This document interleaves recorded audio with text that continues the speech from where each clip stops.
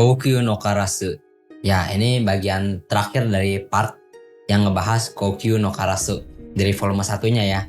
Ntar di bagian akhir video ini mungkin gue bakal ngumumin suatu hal yang bagus buat kalian. Jadi silahkan ditunggu aja sampai bagian terakhir. Di sini sebelumnya gue udah ngebahas ya di bagian pertamanya itu unsur dari ceritanya sama penjelasan karakter utamanya, sifatnya sama latar belakangnya kurang lebih secara gambaran besar. Dan gue di part kedua dan ketiga itu udah ngebahas ceritanya, cara gambaran besar juga. Dan karena gue nggak bisa ngejelasin secara detail, kenapa nggak bisa jelasin secara detail? Kalau gue jelasin secara detail itu terlalu rumit, terlalu detail kayak sejarah ini. Jadi gue saranin kalian nonton juga animenya, bagus kok kayaknya antara animenya. Gue saranin, ntar bulan 10 tayang itu animenya. Oke, sekarang ini gue bakal ngejelasin siapa sih itu Uhi ini sebenarnya. Sejarahnya itu kenapa ada Uhi, bagaimana, dan apa hubungannya dengan kekaisaran dan emperor gitu kan. Gue bakal ngejelasin sebisa mungkin di sini. Dan ini ada di cerita di dalam novel lah, jadi cerita di dalam cerita gitu kan. Dan asal usul Uhi ini bagaimana? Ini ceritanya di novelnya ini cerita di dalam novel gitu, jadi cerita dalam cerita ada dua raja, raja musim panas sama raja musim dingin. Dan raja musim dingin ini si Uhi yang disebut sebagai Uhi gitu. Dan raja musim panas gitu.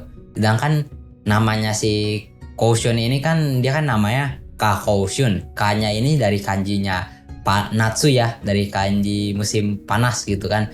Sedangkan Jusetsu ini namanya ini ada salju gitu kan, musim dingin gitu kan. Jadi sedangkan raja musim panas dan musim dingin ini kayak suatu yang bertentangan gitu kan.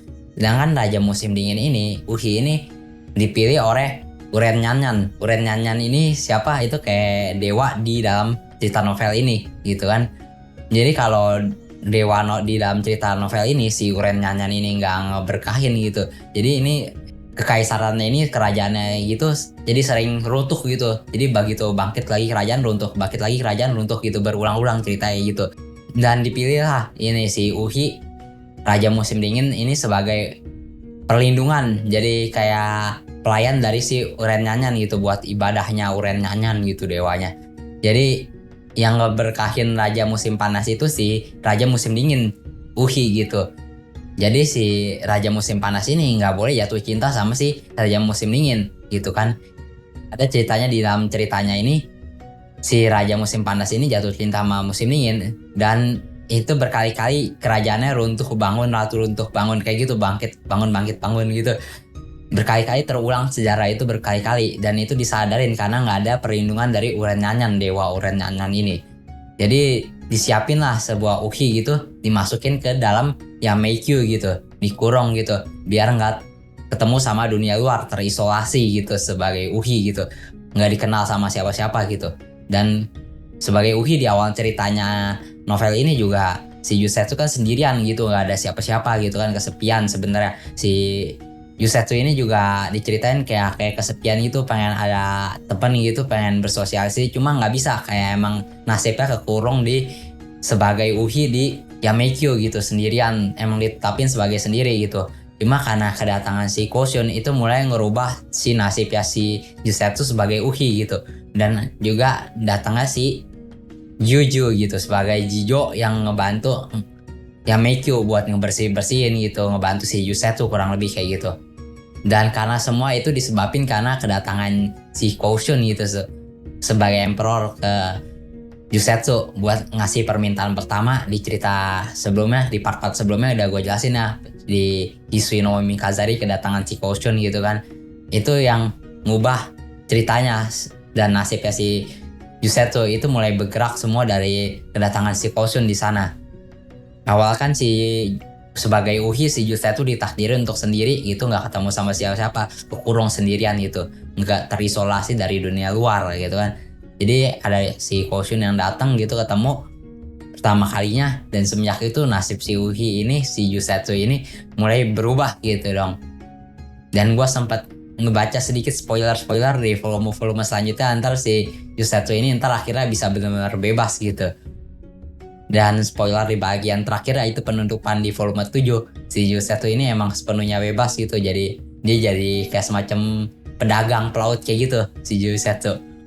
Ya tapi kayaknya di spoilernya ini, di bagian volume selanjutnya, spoiler di volume selanjutnya itu ceritanya nyesek gitu kayaknya, jadi kayak nggak kuat aja gitu. Hari ini ya gue tahan dulu, nggak, gue mau baca volume selanjutnya, mungkin ntar selanjutnya atau kapan-kapan gitu. Gue juga beli novelnya bayar pakai duit gitu saya. Gue lagi hemat duit, jadi gue tahan dulu nggak baca selama volume selanjutnya. Paling gue nonton animenya aja ntar. Kalau nonton anime entah kenapa gitu kan lebih santai gitu, nggak gampang kebawa perasaan nih, gampang dilupain gitu cerita di anime gitu, gampang lepas gitu, lega gitu. Dan kalau baca di novel itu ceritanya pasti ke bawah gitu, ketanam di pikiran, jadi kepikiran kayak gitu susah kalau cerita novel. Jadi ya ntar gue mending coba nonton animenya aja. Yang penting gue udah tahu dasar ceritanya ini, Kokyu no Karasu ini kayak gimana ceritanya, ya udah cukup. Dan gue juga ada ceritain kan buat kalian di video part-part sebelumnya. Ya buat kalian gue saranin nonton semuanya dari awal biar tahu gambaran ceritanya ini kayak gimana dasarnya kayak gitu. Ya buat kalian jangan lupa di subscribe gitu lah kurang lebih, buat yang kalian pengen nonton. Ntar gue juga bakal ngebahas cerita-cerita banyak lainnya gitu. Dan pengumuman terakhir yang pengen gue sampein buat kalian, pengumuman bagus gitu. Tahu kan siapa itu Makoto Shinkai? Dan gue bakal ngebahas itu movie-nya, Suzume no Tojimari kalau nggak salah namanya. Ntar gue bakal ngebahasin secara detail itu ceritanya kayak gimana di channel ini. Jadi buat kalian yang pengen tahu itu ceritanya sebelum animenya tayang gitu, pengen tahu secara detail cerita animenya kayak gimana gitu, gue bakal ngebahas secara detail di channel ini nanti. Habis novelnya keluar terbit tanggal 27 bulan 8 2022. Ntar gue bakal baca, gue bakal bahas di channel ini secara detail buat kalian semuanya. Jadi jangan lupa di subscribe buat kalian yang pengen tahu cerita movie-nya Makoto Shinkai yang terbaru ntar kayak gimana, Suzume no Tojimari. Silahkan di subscribe channel ini, silahkan ditunggu aja ntar, mungkin bulan depan nih bakal gue bahas secara detail buat kalian semuanya. Jadi jangan lupa di subscribe channel ini. Yang pengen tahu, sayonara.